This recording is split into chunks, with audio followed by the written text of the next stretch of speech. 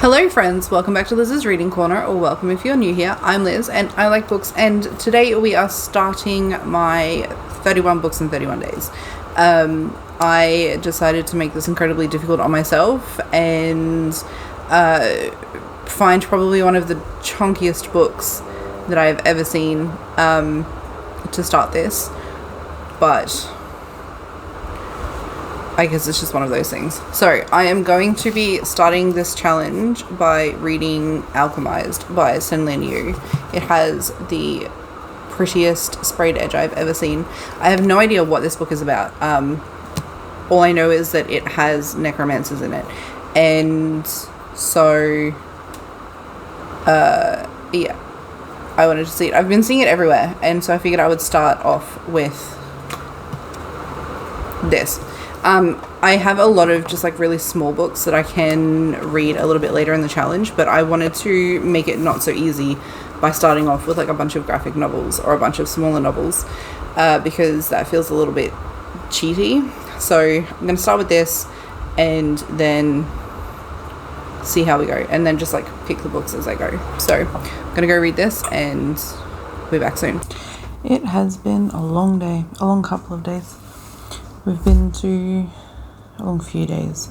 We've been to the historical village. We've had a lot of play dates, and we went into the Queensland Museum today, and I took my son to Spark Lab, which was a lot of fun. If you have kids and they're into like sciencey sort of things, Spark Lab is really cool. They even do like live experiments and that sort of thing. I've got a couple of clips of stuff that we did.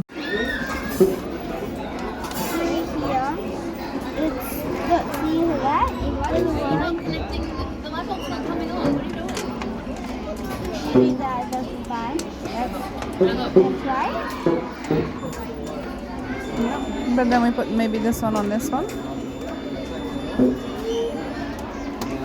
There you go. I did manage to get a little bit done. So it's currently October 3rd. It's Mean Girls Day. Happy Mean Girls Day. I am very behind, but I did say I wanted to make this a difficult challenge. I have made this the most difficult challenge I've probably ever done. I've started Alchemized. I'm still reading Alchemized. I'm not very far through it at all. I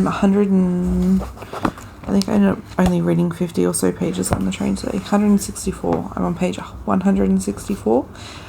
And this is really, for me, I do want to get it finished because I'm curious as to where it goes, but it's currently sitting at like a 3.5, maybe 3.75 stars. Essentially, we are following Helena. Helena was on what was essentially considered the wrong side of a civil war, so the side that lost. She is the only person that is left of the resistance because she was kept in stasis somehow. No one really knows how, and her memories have been altered. That's essentially it. 164 pages, and that's the entirety of the story. I think one of the biggest issues is that there's a lot of information. My husband is playing games, so if you can hear him in the background, that's what's going on there. There is a lot of information, but not a lot of story, I guess would be a good way to explain it. So there's a lot of backstory that you need to know to understand what is going on, and it's good to know that, but there's also a lot of repetitiveness and a lot of just things that I don't think necessarily needed to be in there, which is probably my biggest issue right now, is that there's just a lot of filler and it feels like it's not really adding a whole lot to the story. That may change a bit later. It may come in handy to know that later, but yeah. So I'm gonna go and read a bit more of this tonight. Hopefully I'll get to the 500 page mark tomorrow. There's 1,020 something pages, I think I said. So I want to try and have this finished tomorrow. so then I can start reading Hellbent by Leigh Bardugo. So yeah, we'll see how we go with that. It's really not amazing. I expected it to be so much more, because a lot of the reviews I've seen have been saying that this is phenomenal, and to me it's just... So we'll see how we go with this.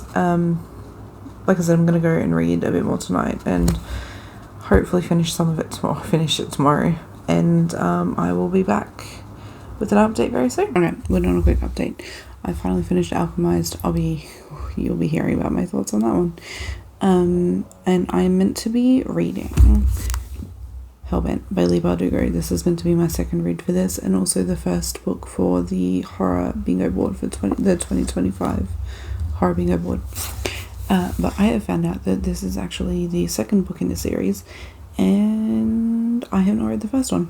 So silly me didn't do my research, and so I can't obviously read Hellbent by Leigh Bardugo. But I do have The Sacrifice by Rin Chibeko, and this one still works for the prompt for a book that I've been putting off, because I've been wanting to read this one for a really long time and haven't read it yet. So that still works. So I'm going to go and read this, and this one's not as long. None of them are as long as Alchemized, because there's like 1,024 pages or something insane like that. And so this one's probably going to be finished tomorrow at this rate. So it is currently October 4th, and I'm on my second book. So I have a little bit of catching up to do, but that's fine. I had already planned for that because I knew it would take a few days to read Alchemized anyway, so I'm not stressing yet. So I'm going to go and read Sacrifice, and I will be with you again very soon for a new update. Alright, it is the 7th, so this is going to be the last update for this vlog, and then I'll start tomorrow with a new one. I am maybe a third of the way through What Hunger by Catherine Dang. This I expected to be more like The Eyes Are the Best Part, and it is not. I expected it to be like more horror, more like that, but it's not. But that's fine. So I'm gonna try, I'm so tired, I'm gonna try and get this finished tonight, so that will be 3 books in 7 days. And even though I'm a few books behind, I'll probably just read a bunch of just like the smaller novels that I've got, and I have to go to the library tomorrow too. But anyway, I'm going to finish this. Basically this one, we are following Ronnie. Ronnie is 14, I think she is, and she has an older brother who's about to go off to college. His name is Tommy, and they are the first generation Americans born to immigrant parents. So their parents immigrated from Vietnam, and so the first third of this book has just been sort of like their day-to-day life, and just the differences in experiences in growing up in 2 different countries, because their parents lived during the Vietnam War. So that's very, very different experiences. And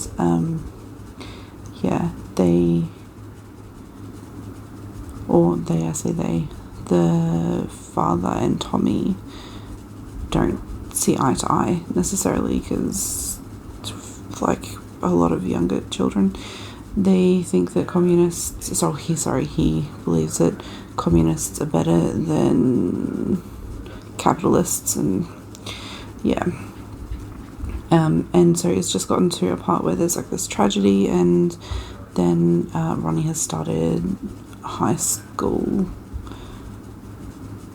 because I think she's just finished middle school. I don't know the American schooling system very well, but so that's where I'm up to. I'm going to go and read this and try and finish this, and then tomorrow I will do a wrap up and hopefully decide sort of side note, hopefully not wake up to a giant huntsman in the hallway like I did this morning. If you're ever wondering what it's like to live in Australia, spiders everywhere, all the time. That's how it feels. We've had, I think we're up to 3 huntsmen in the last week now. Most of them have been small. This morning, I got up. I can't see without my glasses. I past arms of reach, and everything else is blurry.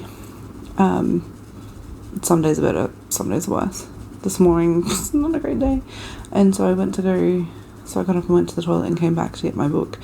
My son has a habit of leaving little toy creepy crawlies around and just scaring me. He thinks it's hilarious. It's one of his favourite things to do, especially when there's a big reaction. So he's a few times scared the absolute crap out of me, and so I just assumed when I saw it that it was one of his toys.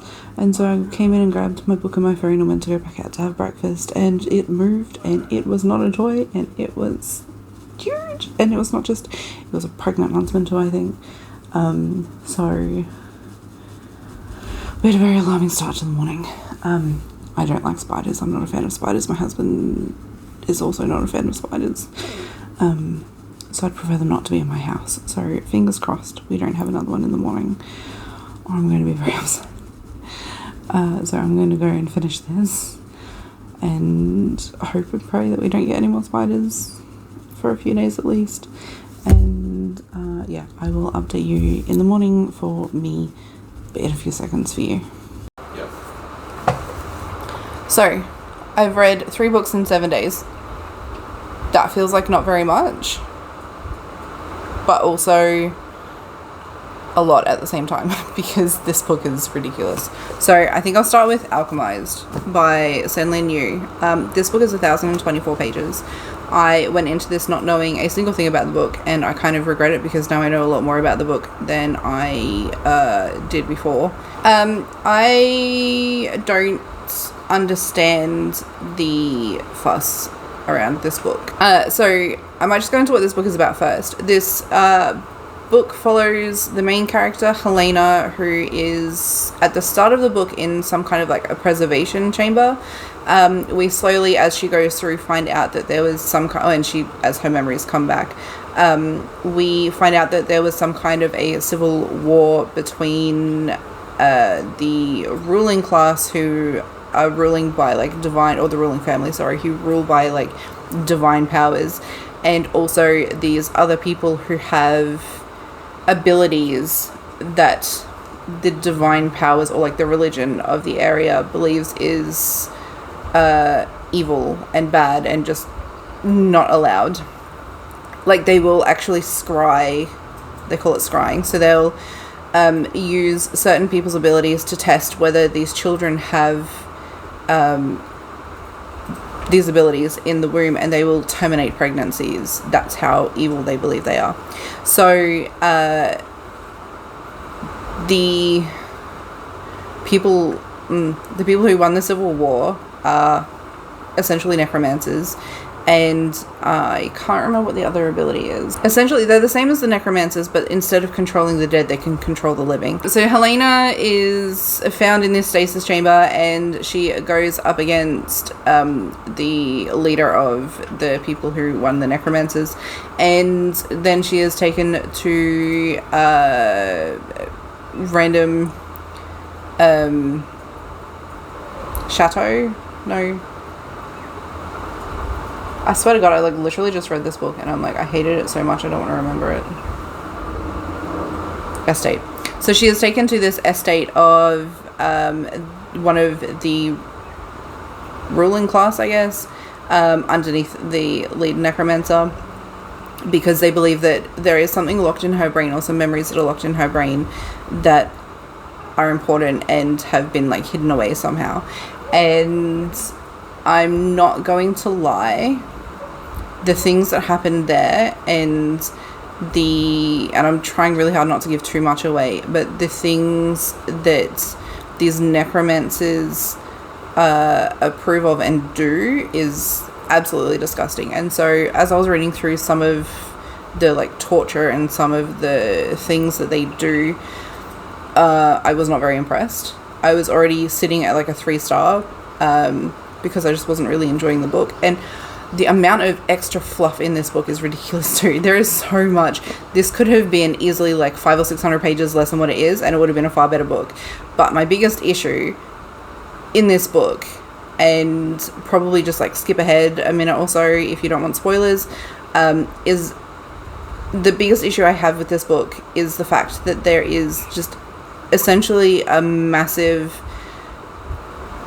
acceptance of rape and rape kink. Like, there is a huge amount of rape in this book, and it's just normalized, and I don't think that that's acceptable to me. This is absolutely disgusting. It shouldn't be happening in books. It shouldn't be normalized. It shouldn't be a thing. It shouldn't be a plot point, let alone an acceptable plot point in any story, as far as I'm concerned. So that absolutely ruined the book. And then the fact that it didn't get much better afterwards, just, yeah.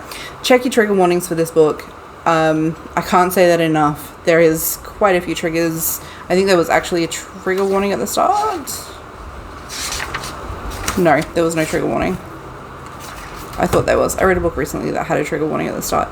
But yeah, I didn't enjoy it. I think it was ridiculous. I then found out, once I had gone on to Goodreads and put in that I had read this and put in my rating, that this was originally fan fiction. So this is a Hermione and Draco Malfoy fan fiction that has been changed just enough to avoid copyright issues. So that made it even worse for me. I didn't enjoy it. I thought it was ridiculous. I thought all of the content in there was ridiculous. I was absolutely here for necromancers, but this is just trash. And so I gave this 1 star, and I will never be recommending this to anyone, and I will never be reading this again. And I'm actually really glad to be taking this back to the library, because I've never been so disappointed in a book in my life. I know I said at the start when I did the introduction video that I really wanted to buy this book because the edge is really pretty, but I am not buying this book, and I take back everything I ever said about it. Next, I read The Sacrifice by Rin Chipeko. This is a book that I've been putting off for a while, and I kind of regret it because I actually really enjoyed this book. I thought it was amazing. So we follow... not me forgetting the name of the main character. Alan. So we follow Alan, I think it is meant to be pronounced. And Alan, I'm sure it's Alan, lives in a very picturesque, very out of the way island, or lives near an island in the Philippines. And this place has a history. It has a curse essentially on it. It is meant to be the sleeping place of a god who, if anything, so if the room is to go by, if you sacrifice, I think it's 7 or 8 people, 8 people. If you sacrifice 8 people, you will get the god's abilities. So there's an influencer who wants to go to this island because he has made a career on visiting haunted places and doing the like vlogging format and putting the videos on, I assume, YouTube. And he has got a show, or he got a show out of it. So in my mind it was like Bear Grylls, but like haunted houses, if that makes sense. So he has like a whole production team that descends on the island, and our main character is trying to warn them off and tell them to go, because anytime there's been visitors on the island, bad things have happened. And that's exactly what happens. It's on the back in the blurb, so it's not a spoiler. Within a few days of the production crew landing on the island, there ends up being this giant sinkhole, and in the roots, so there's a tree in the middle of the sinkhole, and in the roots it looks like there is a mummified dead body. And you kind of, like, it's alluded to as to who that person is, because this essentially involves like the legend of Cortez and all of that sort of thing, and like his treasure, his missing treasure. But I did not actually at all pick the twist at the end, and I really love that I didn't pick the twist at the end. That was really, really cool. So I really enjoyed this book. I feel like I've done a terrible job explaining it, but it's good. It's amazing. I highly recommend reading this if you like twisty-turny sort of fantasy thriller books. It is YA as well, so the writing is definitely YA style, but I gave this one 4 stars. And the last book that I finished for this vlog is What Hunger by Catherine Dang. So this one follows a Vietnamese immigrant family who have like first generation American children. So their children were born in America. They immigrated from Vietnam to America, I think not long after the Vietnamese War or something like that. Or towards the end of the communist regime in Vietnam. And it's different. I expected it to be very similar to The Eyes Are the Best Part, and it was, but it wasn't, and it was only for like a very small part at the end. So we are following Ronnie, whose real name is Veronica, and her family as they basically like navigate the difficulties of clashing generations. So their parents are very much stuck in like the immigrant mentality, I guess you would say. So they are still living life as though they're living in Vietnam, and they have very different ideals and very different understanding of the world compared to their children who have only ever lived in America and only ever grown up in America. So that's obviously going to cause conflict. So there's conflict between the children and the parents. Tommy, which is Ronnie's older brother, is about to head off to college, and Ronnie is about to start her first year of, I think it's high school. Pretty sure it's high school. She's just finished middle school. And then there is a tragedy that happens that changes the whole family, and in amongst that there is a party, a high school party, where a boy crosses the line. So yet another story using rape, or it's implied. It's not specifically said, but it is heavily implied that she is raped, and that sort of changes her outlook on life, and she then gets this hunger for flesh, specifically raw, just like raw meat and human flesh. So that was very different. It was very, like I said, it was very similar to The Eyes Are the Best Part. It's both immigrant families, it's both daughters who are trying to navigate like teenagehood, and both of the main characters end up eating human, or wanting to eat, human flesh in some way. But I don't know, I didn't like this one as much. I think it felt a lot slower. It definitely went a lot slower. It was not a terrible book, and it was a relatively quick read. It only took me about a day to read it, but I think I still enjoyed The Eyes Are the Best Part more. So this one I gave 3 stars. So those are the 3 books that I read in the first 7 days of this challenge. I am hopefully going to read a bit more in the next 7 days to try and catch up a little bit, because I should be at 7 books right now if I'm reading like 1 book every day, but we'll get there. We'll catch up. So those are the books that I read. Have you read them? What did you think of them, or are you interested in reading them? I would love to hear your thoughts. Thank you if you made it this far in the video, and I will see you in the next one. Bye.